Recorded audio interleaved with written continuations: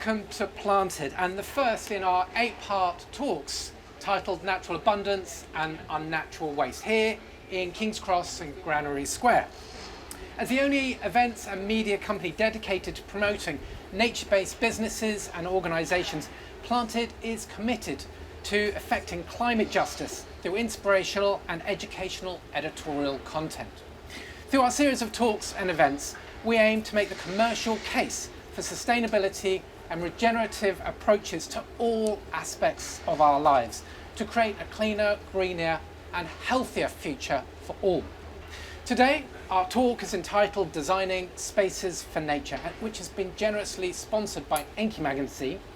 And in the talk, we'll be examining how the now developing ethos of biophilic design is helping to support human health and well-being, to enhance communities, to mitigate the effects of a climate crisis and biodiversity loss, and create more resilient places for us to live and work. And I'm delighted to be joined by an esteemed and very expert panel of speakers, actually doctors. I'm the only non-doctor on stage. So we'll be looking at the symptoms of nature deficit disorder and prescribing a few nature-based solutions whilst investigating the subject of biophilic design. And our speakers today are Dr. Gemma Jerome and Dr. Alia Fadel. And what I'm going to do is I'm going to ask each Gemma and Alia to introduce themselves for about 5 to 7 minutes. Tell us a little bit more about their background, their experience, their relationship with nature and the work that they do. And then we're going to have half an hour of talks, questions from myself, and then hopefully we'll have inspired a few questions from you in the audience, and Sam, our lovely assistant, will be coming round with a microphone. So hold your questions, and I would say, got to have a question mark, so write your questions down and we'll address them at the end. But for now, I'd like to ask Dr. Gemma Jerome of Building with Nature to introduce herself, tell us a little bit about your work. Thank you, Oliver.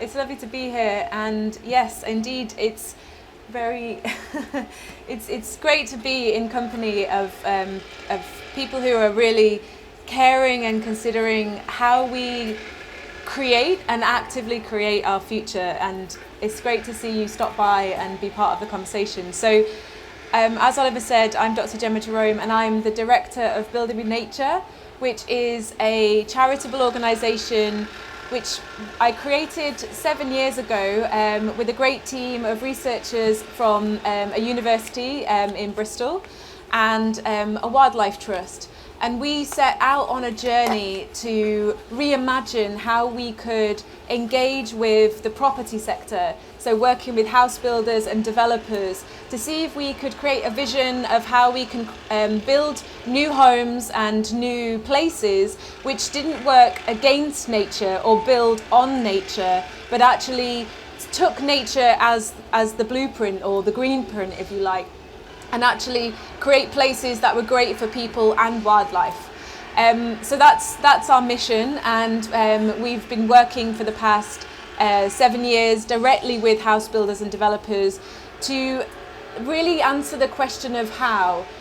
There's some great research, and Alia and I have been really enjoying preparing for today by kind of having this baton passed back and forth of, and there's that study and there's this study, and actually the evidence from the research community is incredibly strong around the link between access to nature, whether that's can you walk out of your front door and be in a natural setting, whether that's a row of street trees that kind of runs from your house down to where you're going to school or to the local shops, or whether it's a larger area of natural green space that you feel like you belong to and it belongs to you and you have that active relationship. So we know from the evidence, it's really, really clear that having that relationship ideally on a daily basis is where we get those benefits coming through for our health, for our well-being. So at the heart of my mission with Building with Nature is to make that access for everyone. So rather than can you afford to live in an area where there is existing green space, and we know that often there is a correlation between house prices and direct access, whether that's physical or even visual and auditory access to green spaces, what we call green infrastructure. So in the planning sector, I'm a planner, that's my background, we talk about green infrastructure to try and signpost people to the fact that this is as critical as infrastructure. We don't question that we need roads and we need footpaths and we need sewers and drainage systems and we need ways for people to move around, whether that's walking, cycling, or taking public transport. We know that's infrastructure, but green infrastructure is a way of elevating nature in those processes around development and planning to the level that we go, actually, if we don't protect what's there and create more of and enhance that network of spaces, whether it's a row of trees like we see here on Granary Square, whether it's the flowing of water through this fountain system that will eventually either be replenished into the sewer network, or where does the rain go, and actually thinking about how our natural systems interact with the spaces that we build. If we don't think of that as critical infrastructure, we get into trouble. And I think we're going to talk today in our conversation here about what has happened because we haven't been doing that consistently or effectively enough. We're in a situation of crises, multiple crises. We talk about the climate crisis, we're increasingly talking about the nature crisis, and I think we are still in the midst of a public health crisis as well. And I believe really strongly, and I know I'm with kindred folk here on the stage, that our relationship and how we view nature is at the heart of the solution to positively meeting those crises. And they're all connected as well, they're not separate, although unfortunately different industrial sectors and different government departments are responsible for each of those crises. I think as design practitioners and as researchers, we can really take that holistic, embedded approach to responding through placemaking, and that's what I'm really looking forward to talking about today. Great. Thanks, Oliver. Well, thank you for completely nailing the entire talk in one introductory statement. Amazing. Alia, would you like to introduce yourself? Yeah, it was a pleasure. Thank you, Oliver. Thank you, Gemma. And thank you all for joining us today. Good morning. I'm Dr. Alia Fadel. I teach landscape architecture in Leeds Beckett University. I'm an architect, landscape architect, and biophilic design consultant. My teaching, researching, and working experience extends from Egypt to America to most recently the UK. I work with several international academic institutions, including the American University in Cairo, Illinois Institute of Technology, University of Chicago, and since 2020, Leeds Beckett University. My research and my area of expertise and my passion as well is biophilia and biophilic design, particularly how contact with nature evoke, and mediums of nature simulation as well, evoke human positive responses, and how it has a great impact on human physical, psychological, and emotional health and well-being in both short and long terms. And that's something I really always try to convey to my undergrad, postgrad, and PhD students, thinking about this ethical responsibility, how we are as landscape architects, as designers with every kind and sort, we have this ethical responsibility to think about the prospective impact of what we're doing today, of our designs, of our creations, and our impact on the built environment and the natural systems as well. And how it's really important to address that it's not either or, it's not either humanity or nature. and and to perceive the positive aspects of this discussion and how we can embrace and acknowledge restoration, healthy relationship between humanity and nature for the survival of both. Thank you. Great. So, in this sort of development of the idea of biophilia by Eric Fromm and Edward O. Wilson, it's been seen as an evolutionary design ethos that human beings have evolved in close connection to healthy forms of nature throughout evolution for hundreds of thousands of years. Yet, at some point, we decided that we didn't really need healthy nature. We turned our back on it. When was that, and why do you think that was? Alia. Go first, Alia. First, thank you for mentioning Fromm in particular, because for some reason his definition of biophilia, which is the very first definition of biophilia, got lost with all the other definitions and layers. But just to let our audience know, Fromm defined biophilia to be the passionate love of life and of all that is alive. It is the wish to further growth, whether in a person, a plant, an idea, or social group. And this is really a definition of biophilia. It's really inclusive if you think about the multiple layer and multiple design interpretation of biophilia and how it's relevant to our core. And the word passion is something really important as well. So we're talking about the evolutionary aspect of it. As you said, thousands and thousands of years, human beings during the early survival stages, they needed to be professional about extracting the information of the natural settings that they lived through. And it was never a stress-free environment.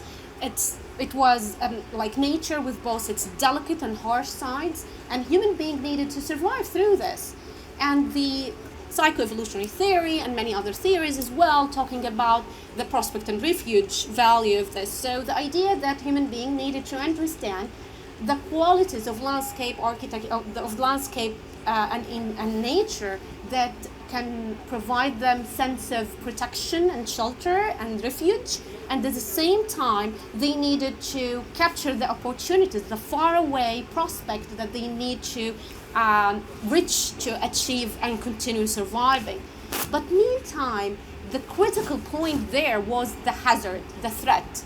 So they needed to be in action all the time. They needed to put their multi-sensory experiences in action to capture all the cues that the environment is giving them to do kind of environmental risk evaluation. Does it worth the risk?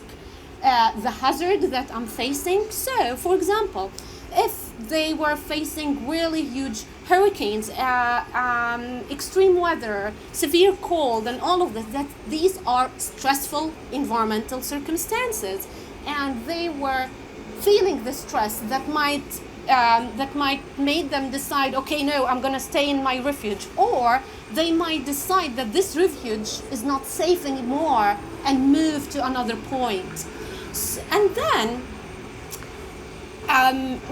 the humanity was able to survive through this by experiencing the coming non-threatening natural environmental situations. Like, for example, when the sky becomes clear, when they were able to see sun rays filtering through the big canopy tree branches, when they were able to hear the soothing sound of water in the background. These are non-threatening natural environments, and these were able to restore and recover human anxiety and stress from going through those natural situations. And this is not really far from our modern agencies, and the idea of us going through different layers of stress during our daily life of activities and so on. And that's why we still need moments of restoration, moments of contact with non-threatening natural environments. And this would evoke, like as Gemma said and Oliver, like there are many research studies that proved to us that it's really important for human physical, psychological, and emotional health and well-being and survival in many ways. So, as Alia's described, biophilia is, a human-centered evolutionary design ethos that sort of understands that we've evolved in close connection to nature for hundreds of thousands of years, and then we step into a more developed and enhanced built environment. Gemma, when do you think that we sort of started to turn our backs on that nature connection? And I kind of have a theory that organised religion had a little bit to do with it, because as you describe it, we saw ourselves very much as part of nature. We were in a sort of circle of life. And then suddenly we have this built environment, we have organised religion. We're suddenly at the pinnacle. It's all beneath us, we are the master of it. What do you think? When did we lose that connection with nature? Yeah, you framed the question perfectly, Oliver, because as I was listening to Alia speak, I could feel myself going on this journey of really pondering, when did it change? And I often like to start with words themselves. Like, words have roots and origins and meanings, and sometimes the intended meaning, sometimes a kind of co-opted meaning as the word travels through time. But biophilia, correct me if I'm wrong, Oliver, as the expert, I would say in this field, it's Greek or is it Latin? I'm not a linguist, so I tell you. But essentially it means love of nature. Yeah. So we know philia is love. I mean, we don't bio need is from biology. exactly. So Creatures. it's, to me, the reason I start there when I answer your question is love. It's not something, I think we would all agree, that can be measured.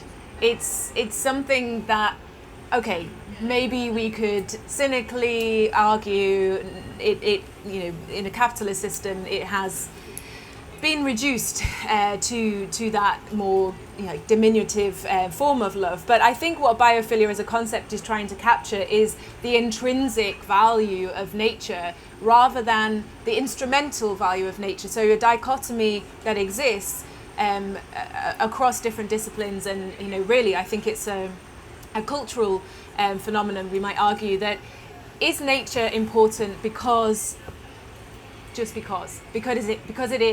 makes us feel a certain way, because it is us. We are part of nature. We are one species of many thousands of species, and we all rely on each other, as you say, in this complex, almost unknowable. Ecology has taken us some way to know the instruments of how every species and every habitat in the web of life is connected and interdependent. We are in a way scratching the surface of that through our scientific lens now. But I would argue religion was closer to our understanding. Not every single narrative within organized religion, but I'd like to take us maybe backwards in time, and words fail us often in our kind of fullness of description, but indigenous knowledge and indigenous knowledge holders, you could argue, if we were speaking fairly crudely for conversational purposes, pre-organized religion, where the relationship with nature, in my understanding, which is no doubt limited, was more experienced. Like it's not something that can be filtered through an intellectual framework or a conceptual framework. And I think the full circle we need to journey through is that reacquaintance with nature as the creator, which biophilia brings us closer to, rather than seeing nature as something which gives us stuff that we can then do stuff with, which is what I think the built environment, as one industrial sector of this wider capitalist system, is more likely to frame nature in that way. We have ecosystem services. What does nature do for us?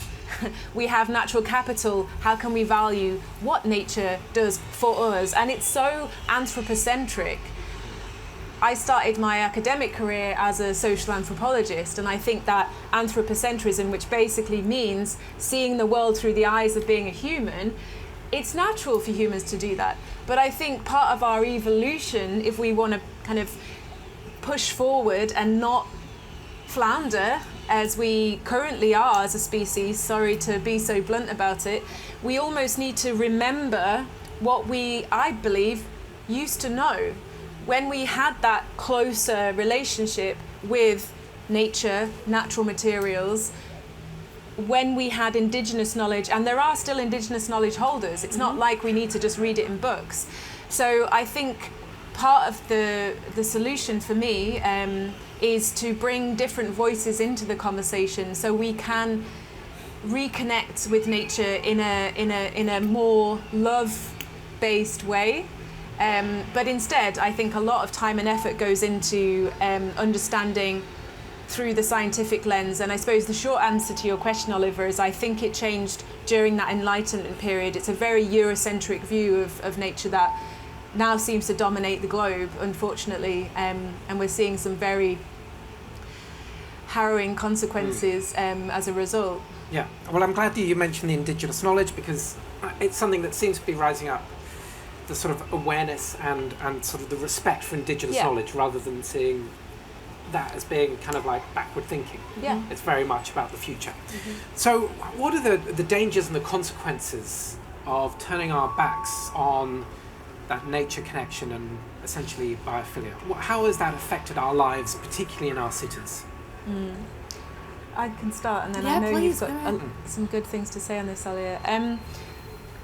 I think where my mind goes first on this, Oliver, is actually how it feels to be alive right now. I know I feel different when I don't have my daily dog walk, and I'm lucky enough to have a park 5 minutes walk from my house, and an even larger park 10 minutes walk from my house, and then 15 minutes walk from my house I have the Commons where I live in Gloucestershire. So depending what time I've got, I can get out and have a short stomp and feel like I've broken the day and whatever task I'm involved in, or I can really kind of stride out and feel like I've had an experience where I've emotionally regulated, and I don't consciously do that, but I've been reflecting more and more that that's what happens when you walk out in nature. And there's lots of narratives around that. Because of COVID, I think one of perhaps the only good thing to come out of this pandemic is people have remembered that being indoors all the time is not good for your mental health. It's not good for how you feel. And so there are many conditions, I think, that we live with. Some of them are temporary and related to mental illness, perhaps. Some are more about neurodivergencies and neurodiverse conditions, which we are pretty clear from some of the research that's available. There is a positive correlation between less debilitating symptoms and having an active relationship with nature. So I think my kind of primary response to your question, Oliver, is that our mental health suffers when we don't have an ideally daily relationship with nature in some way. And then think of everything that falls out of having poor mental health. It's a societal and systemic problem in too many ways to mention, but I think the collective and individual importance of staying well through contact with nature. I think it's really hard to not argue that that's the reason to not turn our backs on nature, and to every possible chance we get encourage that access. And also it might be about inviting people back into nature if they feel that they don't have an active relationship.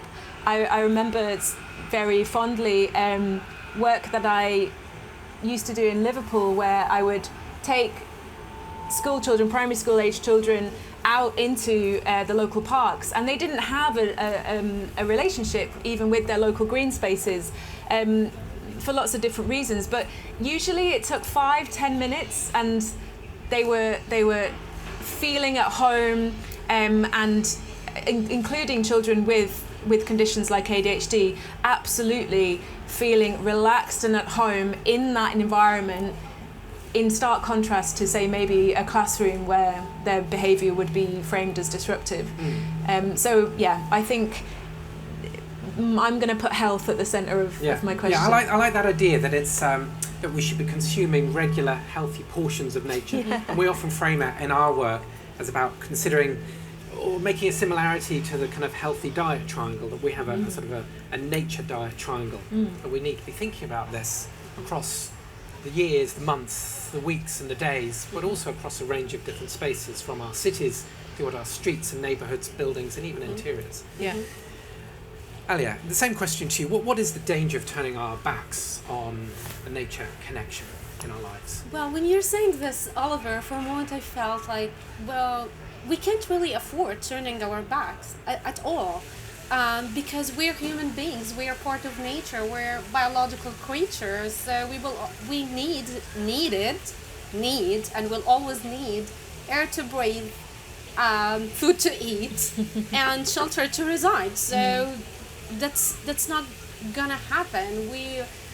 We can't afford giving our back to the nature, and I think we just didn't pause and noticed how much we're, like, no matter to what extent we modernize our lives, we structure our cities and built environments, we will always try to live next to an urban park, and even the housing or the office buildings next to an urban park will cost more and will have more land value. And we would value spaces like this. We would stop to watch a colorful butterfly in the air, flying nearby. We would enjoy listening to singing birds or running a squirrel or the sound of water in a nearby creek or anything like this that would help us remember this connection. But this connection is never lost. And this is because of the evolutionary aspects we were talking about, but it's also because it's autonomic. It's this physiological, psychological, emotional, and even neurological responses that happen outside of our hands, that's happening biologically without us controlling it. And there are many research studies that talks about how contact with nature and mediums of nature stimulation reduces stress, anxiety, and depression, mitigate attention fatigue and mental exhaustion, reduces our physical and emotional pain because of the positive distraction, like what I was saying, like when you hear a singing bird or you got attracted to a running squirrel or a beautiful butterfly. All of these moments are creating opportunities for positive distraction that would attract the human attention from their internal pain into the external magnificence of the external world. But how about if this external world is very dry and arid and doesn't provide those opportunities? You will not get this. You will keep, because stress is accumulative, because our attention has a capacity and we keep using and abusing this capacity.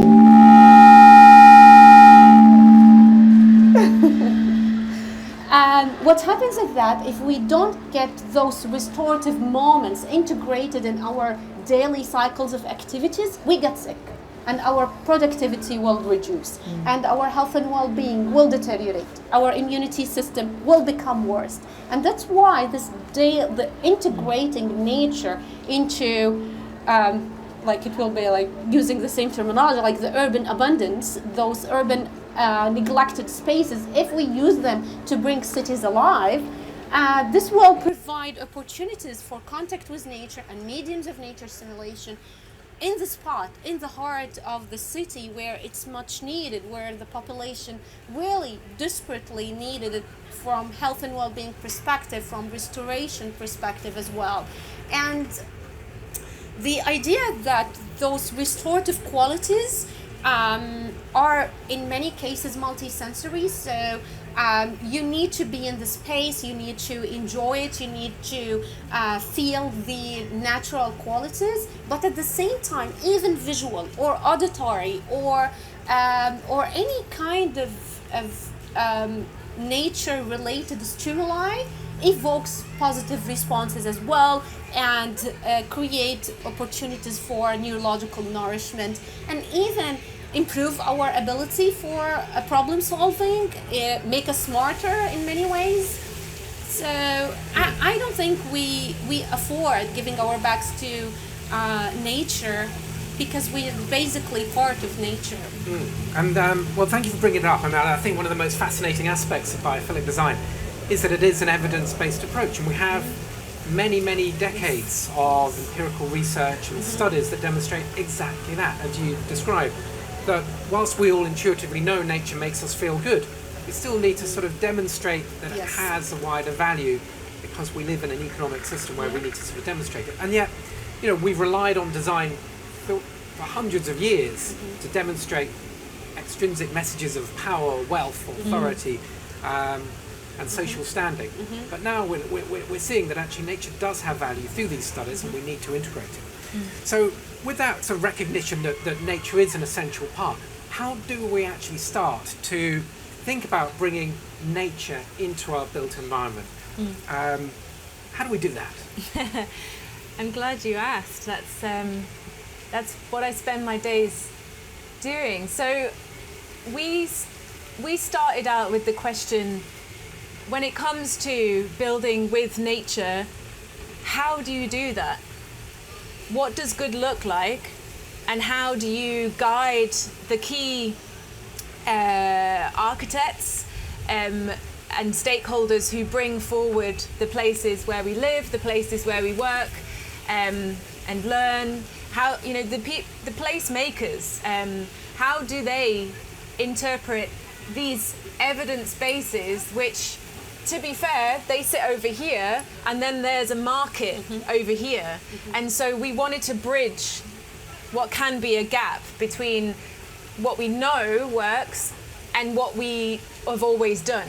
So I think what we're talking about here, Oliver, is being disruptive. Actually, people who are working in this space of biophilic design and green infrastructure design, as I am, are disrupting what is a kind of market economy around placemaking and property development. Because what we need to do is we need to work differently.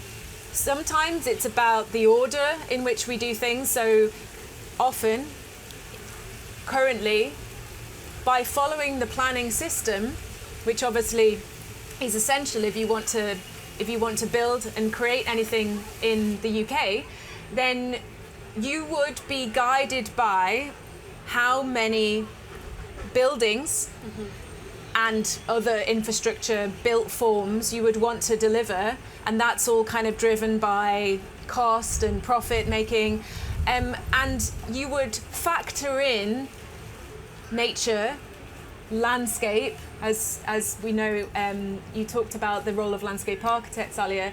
We would factor that in as a secondary consideration.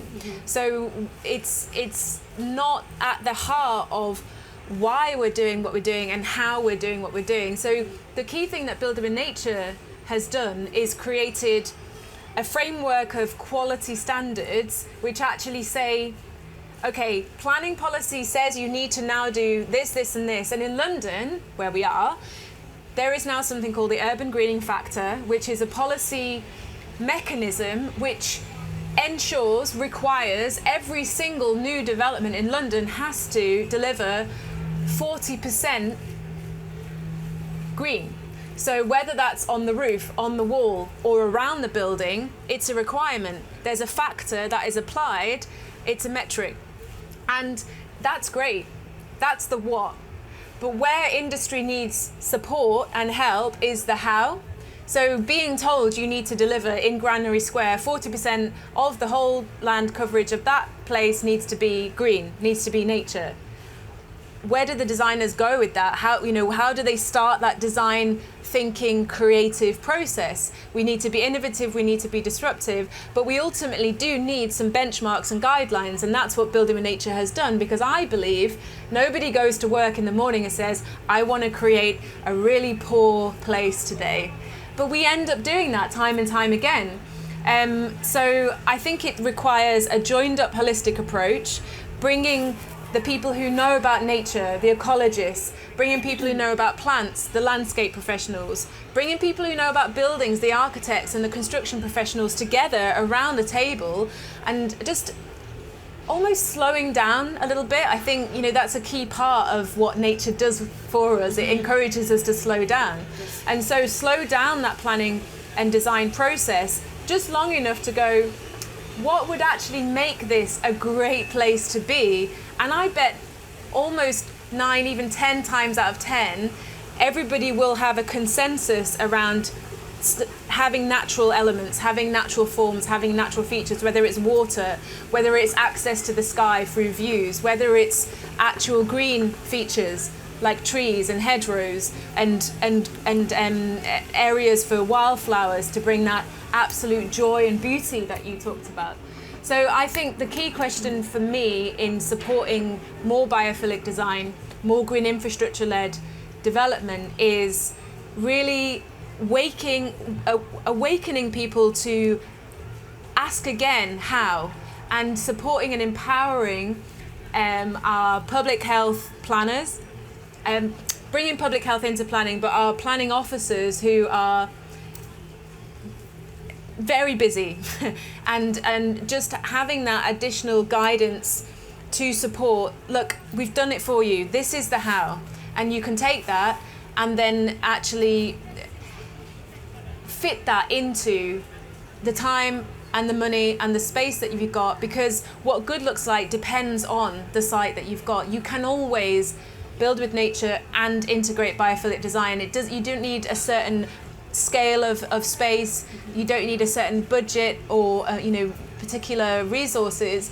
I believe it's more of a vision and a principle-led approach, and by setting a benchmark around that, that's what Building with Nature are trying to do, and it's working. We have now projects around the UK that we can point to and spotlight, this is what good looks like, and people go, oh, I never thought that would be possible. Mm-hmm. So I think that's breaking new ground, and the solution's always in the problem, I believe, Oliver. So I think the more examples we have, real life examples, neighborhoods, squares in cities like this where people can go and experience something different, they then start to demand better, and I think that's where change begins.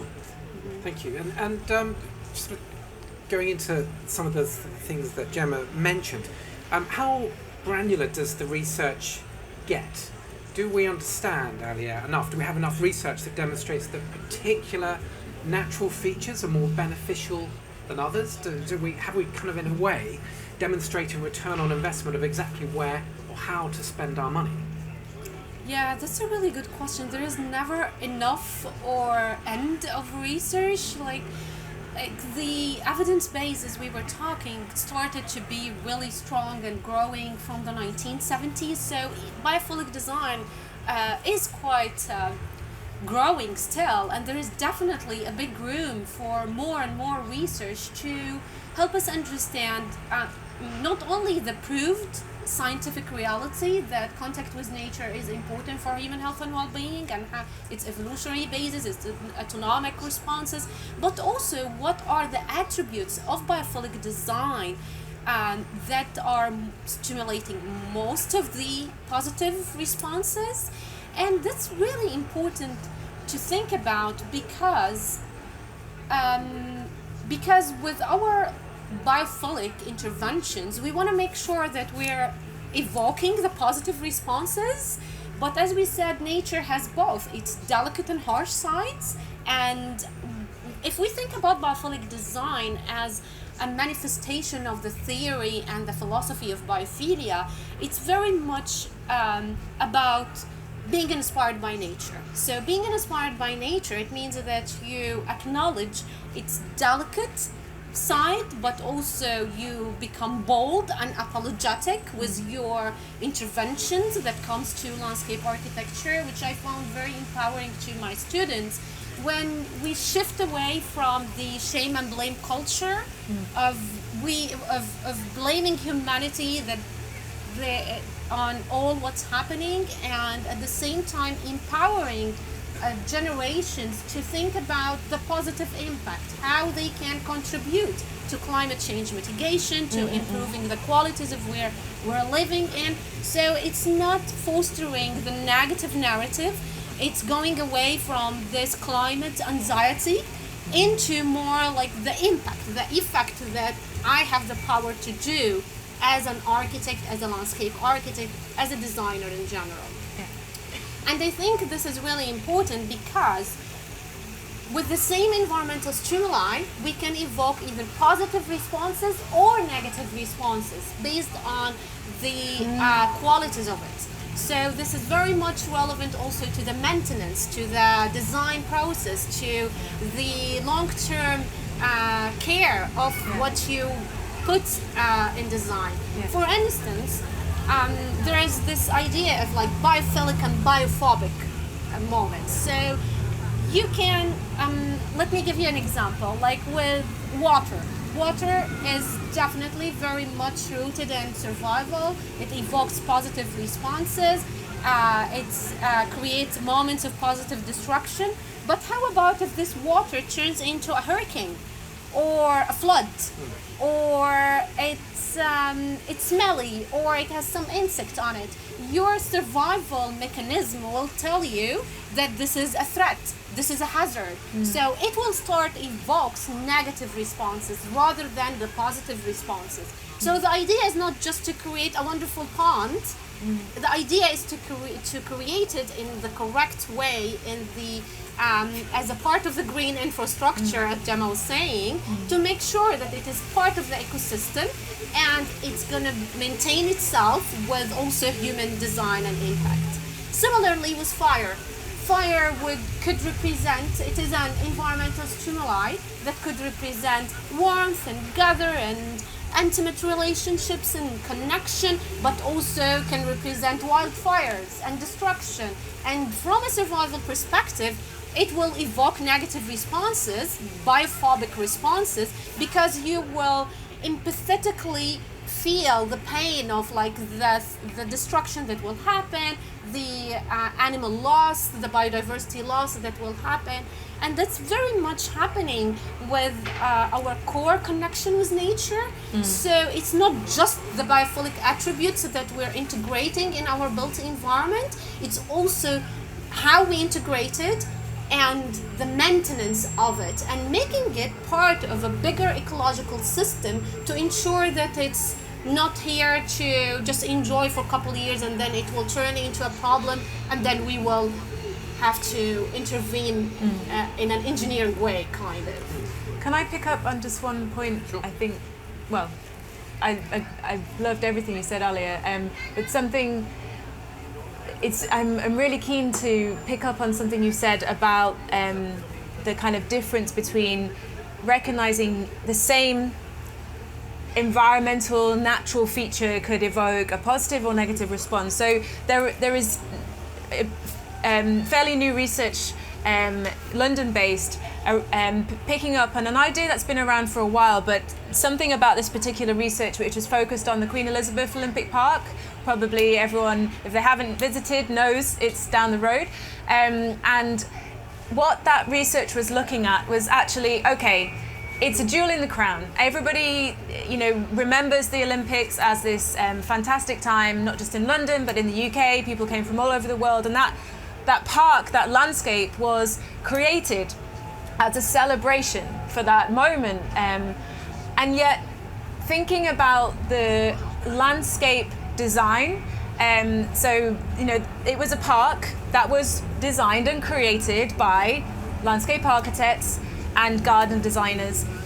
And basically the point I'm making is about equity and inclusion and diversity in the sector, because it's pretty non-controversial to say that the majority of people working in the built and natural environment are not black and not brown, and yet when they design spaces, unless there is a very meaningful and I would say extensive and co-designed participatory approach to engagement in what then is created, then it's going to be quite difficult to create an environment that reflects back what that community wants. So the research that I mentioned that's been published by Bridget Snaith from University of Sheffield is that the communities that live close to the Olympic Park feel quite negative about that park. Particular areas have that biophobic response. And so what it shows is there is an inherent prejudice within the landscape community that we have this, essentially this power, and we therefore should have accountability to ensure that the nature and the biophilic design that we would put at the front of our work also has equity and inclusivity baked into it. And the only way to do that is actually to have real-time conversations with people who are going to be using that space and you would want to use and enjoy it. I think it's something that's often overlooked, as if there is, and Alia, you mentioned this already, but as if there is one way to design a space that is biophilic. You have, there are so many actual and perceived social and cultural barriers to people using and enjoying spaces, and we need to kind of add that in as a layer beyond just the kind of technicalities or the ecological merits of a space when we're thinking about biophilic design as well. Yeah. I mean, I think it's essential for local communities to play a part in that, to help define what that cultural and ecological attachment to place really is, and to kind of find that key of, well, what is an appropriate response to introducing nature back into the built environment. So I can see that time is moving on. There was so many. I've just got a list of amazing questions that I'm not managing to ask you, which I'd love to. But we would go over our allotted hour slot. So, you know what? I mean, it seems to make so much sense, and I'm always sort of wondering, scratching my head. You know, everybody has a positive reaction to nature. Although we've discussed biophobia, most people have really positive experiences in nature. Most people gravitate towards it, enjoy it, love it. You know, we've just spent, many of us, holidays spending time, deep sensory, nature-rich immersions, you know, going to the beaches and the mountains and the forests. So it seems amazing that there could be any barrier to wanting to bring it into our lives more closely, and yet it still seems like a revolutionary act.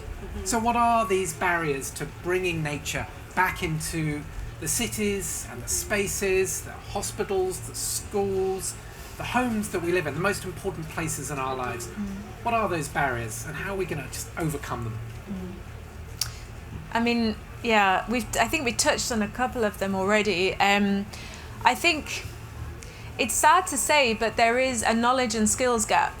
I think, you know, many of the skills we need to create and maintain beautiful, functional, and sustainable spaces have dropped down the list of areas which are the focus of the education system. So there's a deficit of ecologists, there's a deficit of botanists, there's even a kind of shortage of landscape professionals who have that holistic approach where biophilia would be a kind of natural go-to in their design palette.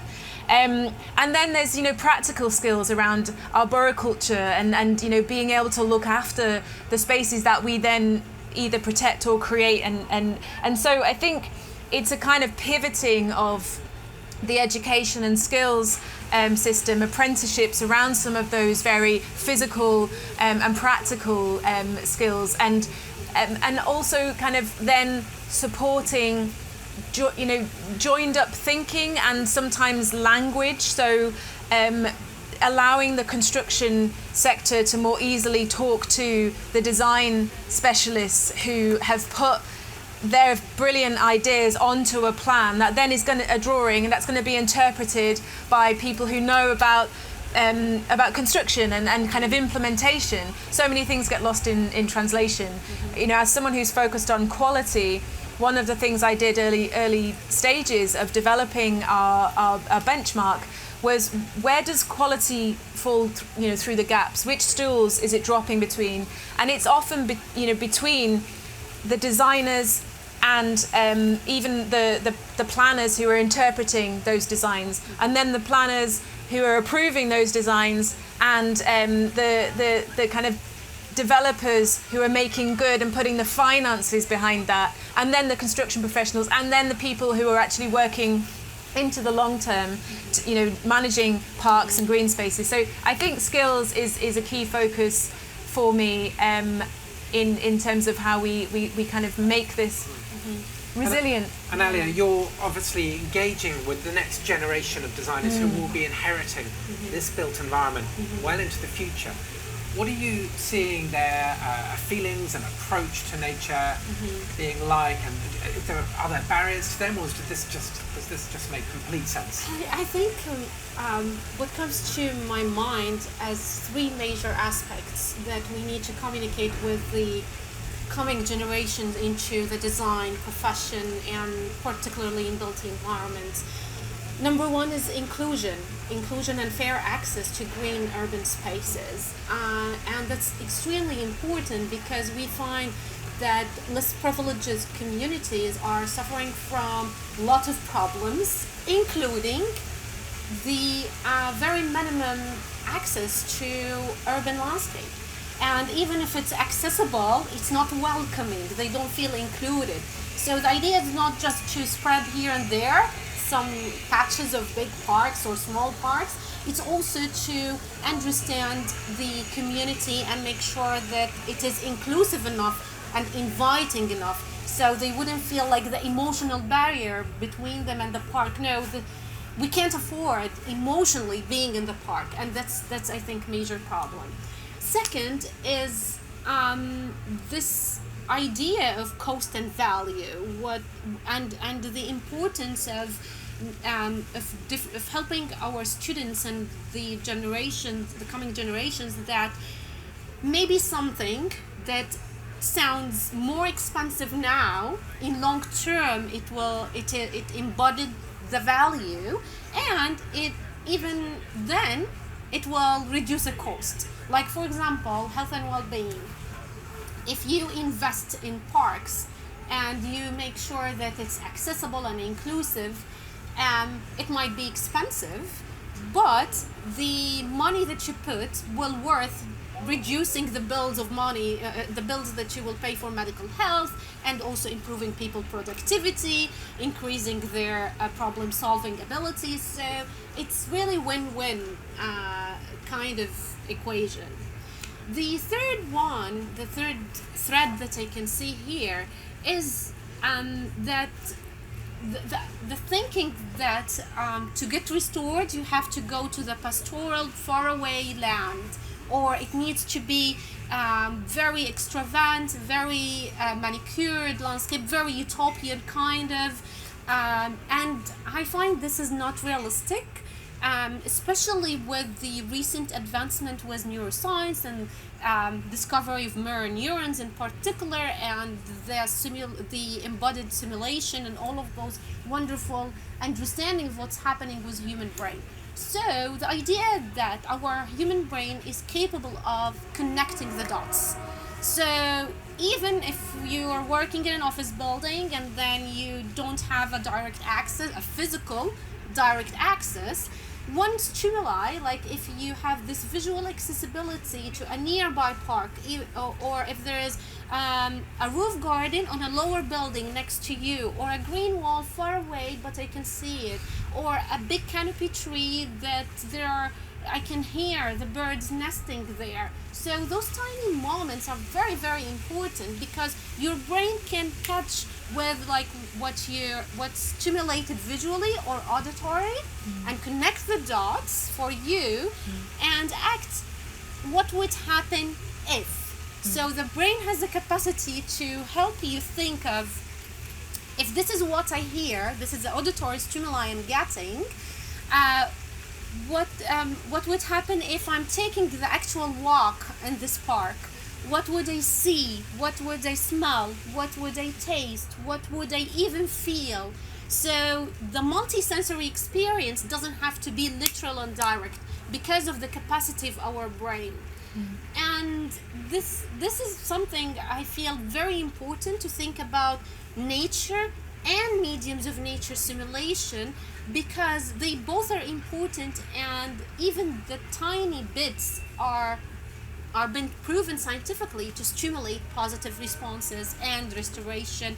And the moments of fascination and mental wandering doesn't need to happen in the faraway land. It could happen here, where it's much needed in the harsh built environment.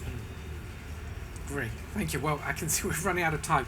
We may have to skip the questions, but because I just have one last question that I wanted to kind of ask you. And that is, of course, you're both experts in your field. You're deeply embedded in this idea of integrating nature into the built environment and within planting the seeds within the students' minds. Could you just give me one or two examples that you feel that our audience could go away and explore more, to go, this is an amazing case study, this is an amazing space that I could learn a lot from? Gemma, one great space that people should go away and have a look at and investigate more. Okay,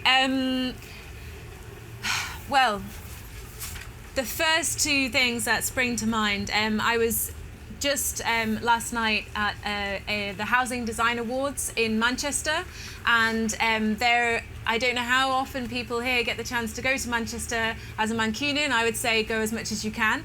But there is a new development just right by Piccadilly Gardens. So bringing in that theme of, we need to make this urban. You know, most people now live in cities all across the world, including the UK. So we need to recognise how nature is actually part of our urban lives as well. And there's a space, a development rather, called Campus. And it's a new residential development right in the heart of the city, red brick metropolis. And it is incredible that they have created this absolute oasis, this tranquil space. It's also really different in the way it's planted.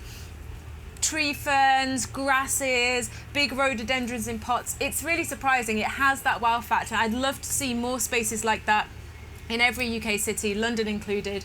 And it's a fairly small space. That's what I really want to get across. But it feels like a really important stepping stone, and if we have many of those, it becomes a network, nodes in that network.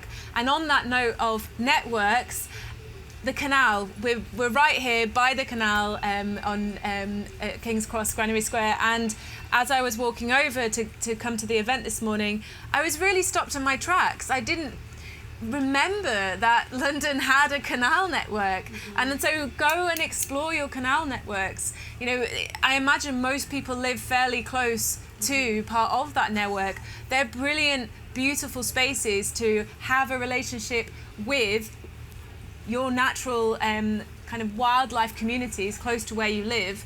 And there's something about being by the water, as Alia has already really eloquently reminded us, that gives us that sense of peace and calm. And it's incredibly important for humans to have that relationship with both the green and the blue, and ideally on a daily basis. So yeah, they're my two top tips today. Great. And Alia? Well, that's quite a tough question. Just your favourites. Yeah. Well, I think I would say really quick two things. Number one, there is a beauty in every single living moment, even in the harsh urban context. Like, if you just pause, if you go in a walk with the intention to pause, to experience and enjoy and get restored from and capturing the serendipity of biophilic moments, the serendipity of the unexpected wonders, when it comes with sun and shadow dynamics, when it comes with like a growing moss and urban tree, like tiny moments. But if you train yourself to pause and capture this moment, this I think will be a great help for your health and well-being in long term. One of the, since we're talking about case studies, there is a really lovely building on Leeds. It's a rehabilitation small center for for recovering cancer patients, and it's for the support for the patients, but also their families. Maggie Centre. The Maggie Centre. Is that the Heatherwick? Yes. Yeah. Yes, Yeah. it is, and it's just so wonderful.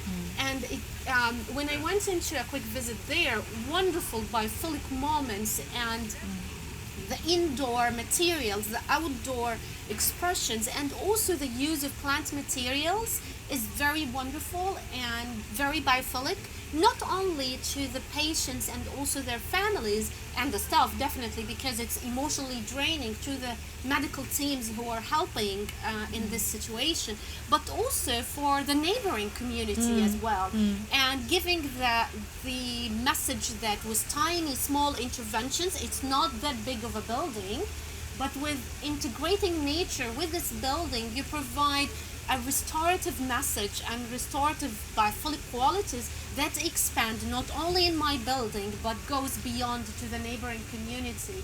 And I think this is brilliant in many ways. Nice. Fantastic. Great. Well, unfortunately, we have we've overshot our time here.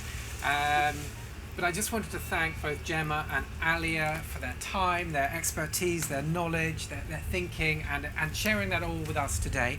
And thanking our sponsors, Enki magazine, for taking part in the event. Thank you also to King's Cross for hosting us here, and the sound of water, which is just kind of continuously trickling along in the background. Thank you to our AV company, Pytch, and to Solcell, who have provided us with the solar panels to make this event totally off-grid. So that's kind of an amazing, and I think really a first. Thank you also to Voylok, who are the suppliers of these booths. There's a selection of other kind of products, of kind of brands that we've been working with at Planted that can be found at Wolf and Badger down in Coldrops Yard. So go and investigate that. And if you want to find out more about Planted and the work that we're doing, the communities of people and the knowledge and the expertise we're bringing together, do go and take a look at planted-communities.co.uk and sign up to our newsletter. So thank you to everyone here who's joined us, to our speakers. My name's Oliver Heath, and this has been Designing with Nature. Thank you very much.